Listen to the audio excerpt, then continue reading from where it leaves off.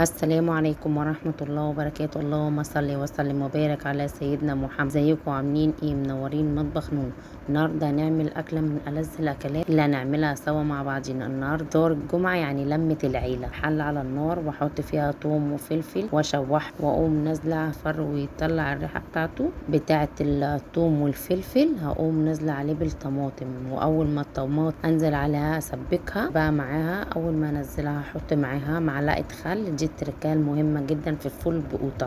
هنزل عليها بشويه خل وكمون، عليها سنه ملح ورشه سكر. وجربوا الطريقه دي مش هتندموا على طريقه الفول بقوطه، طعمها تحفه. وتوطوا عليها وتسيبوها تتسبك. نزلت عليها بالفول وزي ما انتم شايفين كده متسبكه. هعمل بقى دقه جميله مع الفطار. ما شاء الله على الفطار، كانت لمة جميلة. اخواتي وامي ست الحبايب جم فطرنا مع بعضنا كلنا، وكان يوم جميل.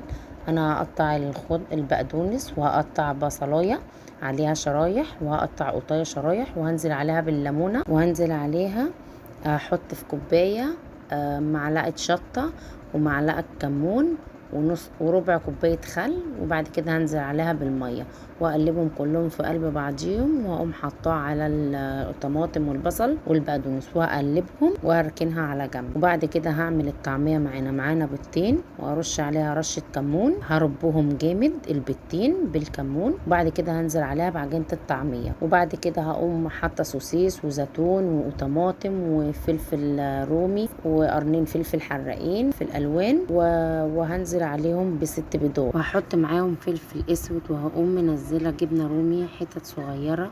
وبعد كده هقوم هفرش السوسيس. وبعد كده هحط الجبنه الرومي الشرايح كده زي ما انتم شايفين. وبعد كده الجبنه الموتزاريلا. وبعد كده هحطها في الفرن لمده 180 درجه. وبعد كده هحمر البطاطس زي ما انتم شايفين. واول ما اخلص تحمير البطاطس قلي الطعميه. اول ما اخلص تقليب الطعميه عملت فول معاهم، فول بالطحينه اللي هو بقدونس وطحينه وزيت حار، وضربتهم كلهم في قلب الخلاط. ضربهم كلهم في الخلاط، ترش الزيت الحار والبقدونس زي ما انتم شايفين.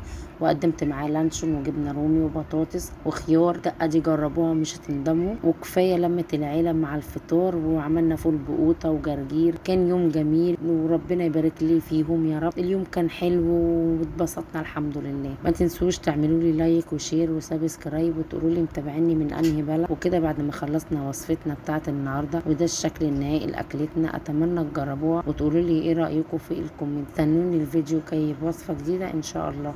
السلام عليكم ورحمه الله.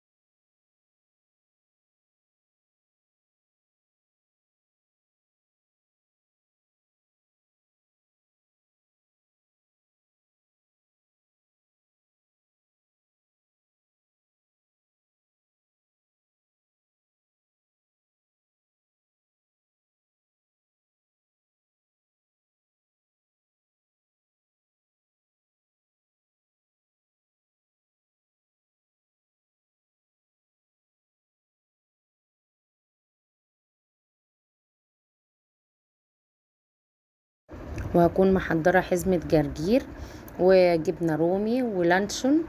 وهقوم محمرة بطاطس وحاطة خيار وحطت العيش. وألف هنا على ألف هنا وشفا على اخواتي وما ألف هنا وشفا على اللي كل. وعملت فول عملت فول.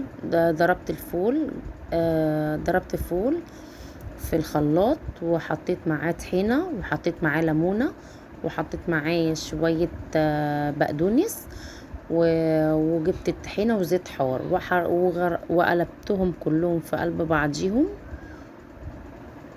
ضربتهم في الخلاط. وبعد كده بقى معانا فول بالطحينة والبقدونس والليمون والكمون والزيت، زيت حار وملح وكمون وشطة ومعانا الفول كده كان تحفة وطعمه جميل، كان فطار والله جربوها مش هتندموا. الفطار ده مع لمة العيلة ومع ست الكل واخواتك، كفاية بس اللمة بتاعت اهلك معاكم، كفاية اللمة مع بعضينا دي كفاية قوي.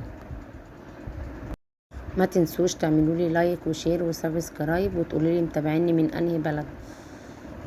وكده بعد ما خلصنا وصفتنا بتاعت النهارده وده الشكل النهائي لاكلتنا، اتمنى تجربوها وتقولوا لي ايه رايكم في الكومنتات. استنوني الفيديو الجاي بوصفه جديده ان شاء الله. السلام عليكم ورحمه الله وبركاته.